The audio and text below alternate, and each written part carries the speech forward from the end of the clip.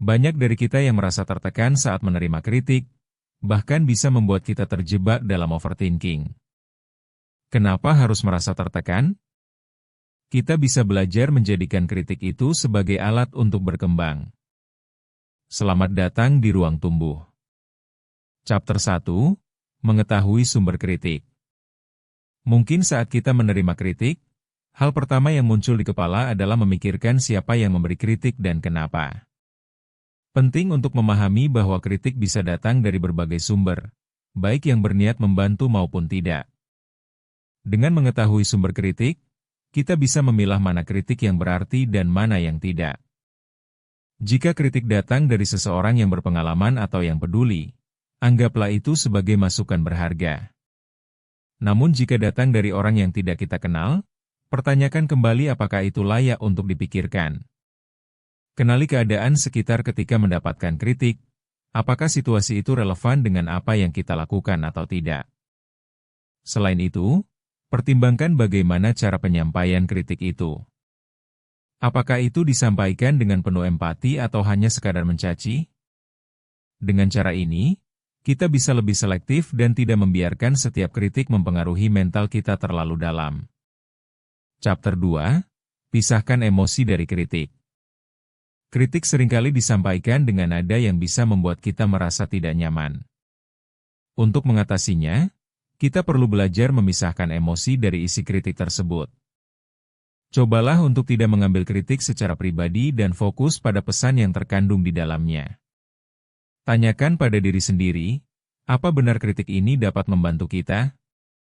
Ketika kita bisa menyingkirkan reaksi emosional, kita akan lebih mampu mencerna kritik dengan jernih. Hanya karena seseorang menyampaikan kritik dengan cara yang kurang berkenan bukan berarti isi dari kritik itu tidak berharga. Lakukan refleksi tentang perasaan yang muncul setelah menerima kritik. Apakah itu benar-benar beralasan atau hanya reaksi spontan? Ingat, proses ini butuh waktu. Berlatihlah untuk tetap tenang dan mencerna daripada langsung bereaksi. Dengan cara ini, kita bisa mengolah kritik menjadi pemicu untuk perbaikan diri. Chapter 3, Saring kritikan positif dan negatif. Setelah menerima kritik, langkah selanjutnya adalah menyaring mana yang positif dan mana yang negatif. Kritikan positif biasanya membangun dan memberikan solusi atau saran yang bisa diterapkan untuk meningkatkan kualitas diri. Sebaliknya, kritik negatif biasanya hanya ditujukan untuk menjatuhkan dan membuat kita merasa buruk. Tuliskan kritik tersebut, lalu analisa setiap poinnya. Tanya pada diri sendiri, apakah ada nilai positif dalam kritik ini? Jika ya, apa yang bisa kita lakukan untuk memperbaiki diri? Hindari terjebak dalam kritik yang tidak memberikan kontribusi bagi pertumbuhan diri. Dalam proses ini, cobalah untuk terbuka terhadap perspektif baru dan rajin menilai kritik yang diterima. Dengan cara ini, kita bisa lebih fokus pada hal-hal yang konstruktif dan mengabaikan yang tidak relevan. Ingat, tidak semua kritik harus diambil hati. Pilih yang benar-benar bermanfaat. Chapter 4, Belajar menerima diri sendiri. Penting untuk memiliki kesadaran diri sebelum kita bisa benar-benar menerima kritik. Ketahui kelebihan dan kekurangan diri kita. Dengan memahami diri sendiri, kita akan jauh lebih siap ketika mendapat kritik. Identifikasi area yang perlu diperbaiki dan ingatlah bahwa setiap orang memiliki area di mana mereka bisa berkembang. Ketika kritik muncul, lihatlah sebagai pengingat untuk berlatih dan memperbaiki diri, bukan sebagai penilaian akhir. Dalam perjalanan ini, terima bahwa kita semua dalam proses belajar, dan tidak ada yang sempurna. Dengan menerima diri sendiri sepenuhnya, kita dapat mendengarkan kritik dengan lebih objektif dan tidak terjebak dalam perasaan stres atau overthinking.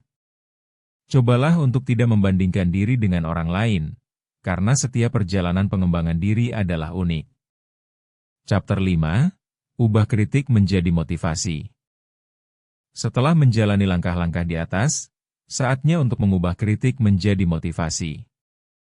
Lihat setiap kritik sebagai tantangan untuk menjadi lebih baik. Catat semua kritik yang dianggap membangun dan rencanakan langkah nyata untuk meningkatkan diri.